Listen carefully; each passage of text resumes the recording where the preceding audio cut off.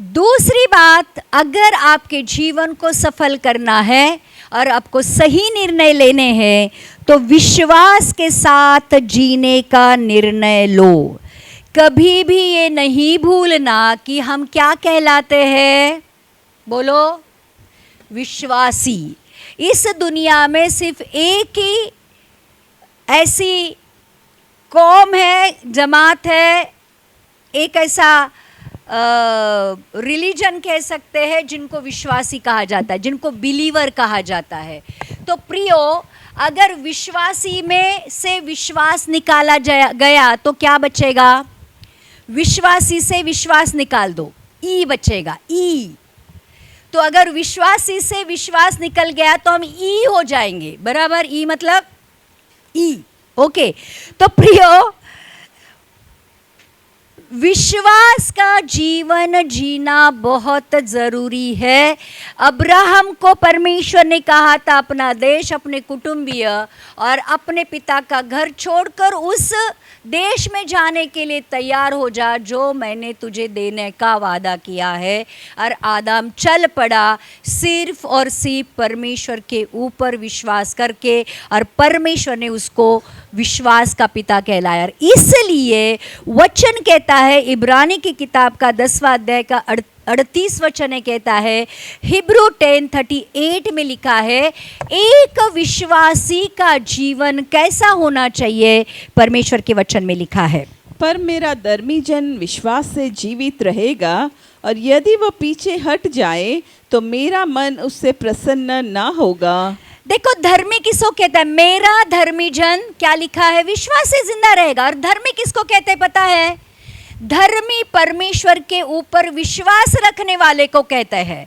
तो वचन ये कहता है कि मेरे ऊपर विश्वास करने वाला विश्वास से जिंदा रहेगा।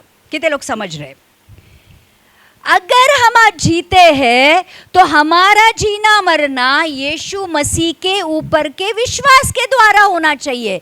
और परमेश्वर का वचन ये कहता है, अगर एक विश्वासी अपने विश्वास से फिर जाए तो परमेश्वर उससे नाराज हो जाएगा। आमीन। इसलिए प्रियो, हम जो कुछ भी करते हैं हमारा हमारे परमेश्वर के ऊपर 100% विश्वास चाहिए।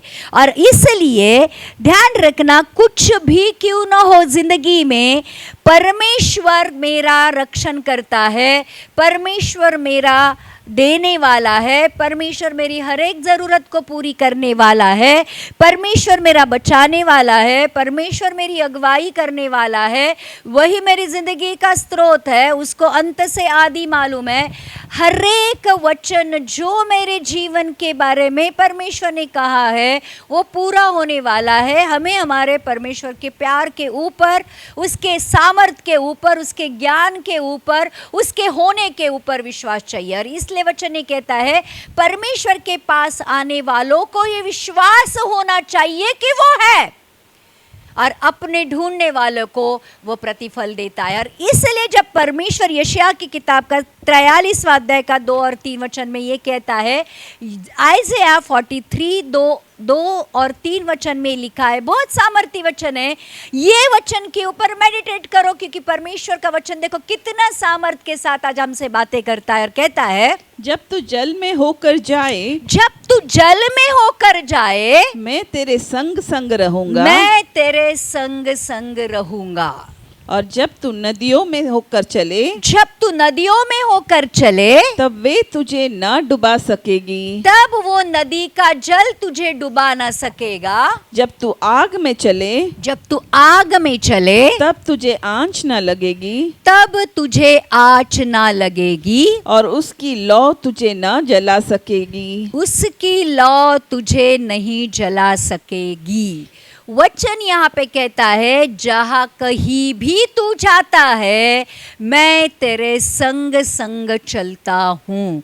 वो एक ऐसा परमेश्वर है जो हमारे साथ साथ और हमारे अंदर होकर चलता है। अगर परमेश्वर साथ है तो किससे डरने की ज़रूरत नहीं है। वचन ये कहता है अगर परमेश्वर साथ है तो तेरे खिलाफ कौन है।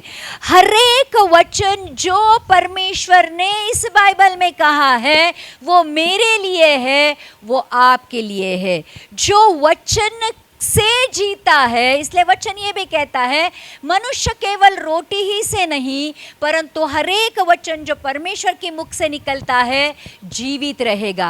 आज हमारे जीने की वजह, जीने का कारण, जीने का स्रोत, जीने का जो कुछ भी ज़रूरत है ये वचन पूरा करता है। इसलिए जो कोई भी वचन लेकर विश्वास से प्रार्थना करते हो वो वचन आपकी ज़िंदगी में पूरा होता है। तो जो कुछ भी निर्णय लेना है आपको आपकी ज़िंदगी में, उस निर्णय में परमेश्वर के ऊपर का विश्वास दिखना चाहिए। प्रियो ध्यान रखना, विश्वास में श्वास है तो विश्वास में परमेश्वर का श्वास है। अगर परमेश्वर का श्वास हमारे ज़िंदगी के हर एक चीज में है, श्वास का मतलब होता है परमेश्वर का आत्मा। अगर परमेश्वर का आत्मा हम जो कुछ भी निर्णय लेते हैं अगर उसमें है तो मृत्यु से भी बचाने की परमेश्वर काबिलियत रखता है। जो चीज़ें मर गई है उसको जिंदा करने की और जो चीज़ें है नहीं उसको पैदा करने की परमेश्वर ताकत रखता है। और इसलिए जो कुछ भी निर्णय लेंगे प्रियो वो निर्णय परमेश्वर के ऊपर के विश्वास के द्वारा लो, क्योंकि विश्वास करने वालों के लिए कुछ भी असंभव नहीं है। तो अगर जब भी आपको निर्णय लेना है आपको परमेश्वर के वचन के अनुसार परमेश्वर के ऊपर विश्वास कर कर निर्णय लेना है और जो भी निर्णय लोगे वो कभी भी असफल नहीं होगा। आमीन। तो दूसरी बात हमने देखी कि जो भी निर्णय लेने हैं विश्वास से ले लो, परमेश्वर के ऊपर के विश्वास से ले लो। आमीन।